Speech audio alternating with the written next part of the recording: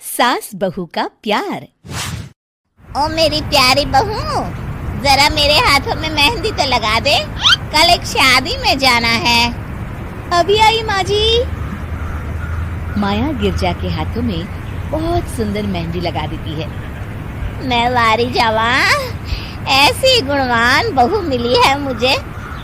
अरे मुझे भी तो इतनी प्यारी सास मिली है। दोनों हंसने लगती हैं। ये बात उनकी पड़ोसन कमला सुन लेती है। बड़ी आई गुणवान बहू और प्यारी सास, सब नाटक है नाटक। कमला स्वभाव से बहुत तेज होती है। उसकी अपनी बहू से बिल्कुल नहीं बनती, इसीलिए वो गिरजा से जलती है। अगले दिन मंदिर में, अरे गिरजा बहन, आज शाम मंदिर में कीर्तन का प्रोग्राम है, आप आएंगी ना? हाँ जरूर। वही तो, कम से कम इसी बहाने इन बहुओं से छुटकारा तो मिलेगा। कैसी बातें कर रही हो कमला, मेरी बहू तो साथ आएगी। अरे माया कितने अच्छे भजन गाती है, तुमने नहीं सुना? हाँ हाँ, ठीक ही गाती है। मैं तो रोज शाम को माया से भजन सुन के ही सोती हूँ। हाँ, अब मैं चलती हूँ, मुझे देर हो रही है। शाम को मंदिर में, वाह माया बिटिया, आज तुम्हारा भजन सुन के तो मन खुश हो गया। धन्यवाद पंडित जी। माँ जी चाहती थी कि मैं आऊं, इसीलिए मुझे आज यहाँ गाने का मौका मिला। भाई धन्य हो गिरजा, इतनी प्यारी बहू मिली है तुम्हें। सो तो है पंडित जी। कमला दूर खड़ी सब सुन रही होती है। इनका प्यार तो अब मैं निकालती हूँ। अगले दिन कमला छत से माया को आवाज लगाती है। अरे माया, जी बुआ जी। जरा इधर तो आना, कुछ बताना है। अभी आई बुआ जी। क्या हुआ? माया कमला के पास जाती है। पता है, कल सुबह गिरजा मंदिर में कह रही थी कि उसकी किस्मत फूट गई जो उसे तेरे जैसी बहू मिली। अच्छा बुआ जी, किसी बात पर गुस्से में कह दिया होगा। आप तो जानती हैं माँ जी मुझे कितना प्यार करती हैं। अरे वो चाहती ही नहीं थी कि तू मंदिर में आए, वो तो मेरे बहुत कहने पर तुझे लेकर आई। दरअसल बुआ जी, घर पर बहुत काम रहता है ना, इसलिए माँ जी ने सोचा होगा मैं थक जाऊंगी। देखिए ना, कल हम मंदिर से देर रात घर आए तो उन्होंने कोई काम मुझे अकेले नहीं करने दिया। खाना उन्होंने खुद बनाया। अरे ये कलमुही तो अपनी सास की बुराई करने को तैयार ही नहीं। और कुछ बुआ जी? है? नहीं, और कुछ नहीं। अब तो जा यहाँ से। अगले दिन मंदिर में, अरे ओ गिरजा, कल तेरी बहू आई थी मेरे पास। माया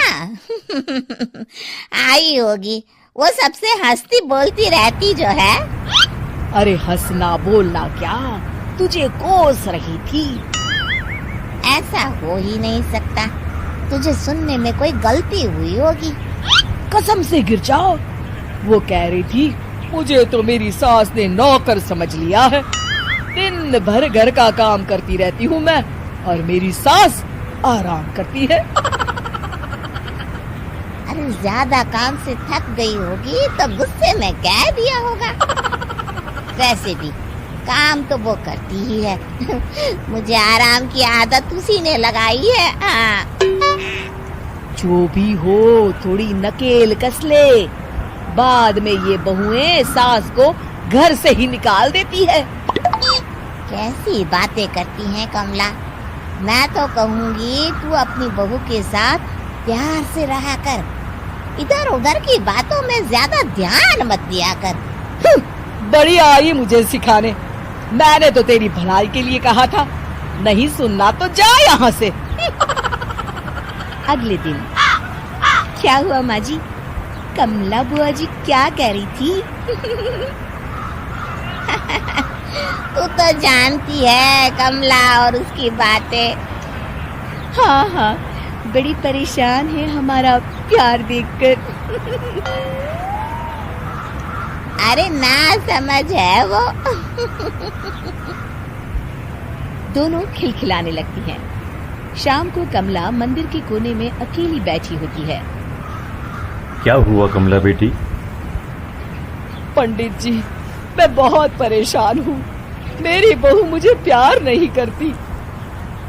वही गिरजा की बहू उस पर जान छिड़कती है। ये तो अपनी अपनी करनी है बेटा।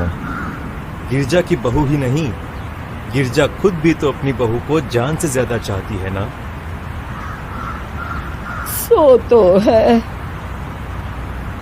बस बिटिया, इसी में सारा भेद छुपा है। प्यार दो तो प्यार मिलेगा ही।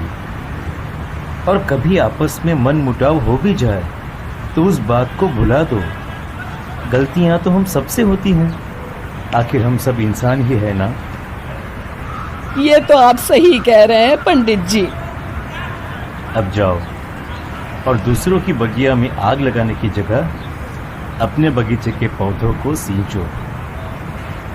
जी पंडित जी। शिक्षा: दूसरों को अच्छा देख उनसे ईर्ष्या करने की जगह खुद को अच्छा बनाने का प्रयास करें।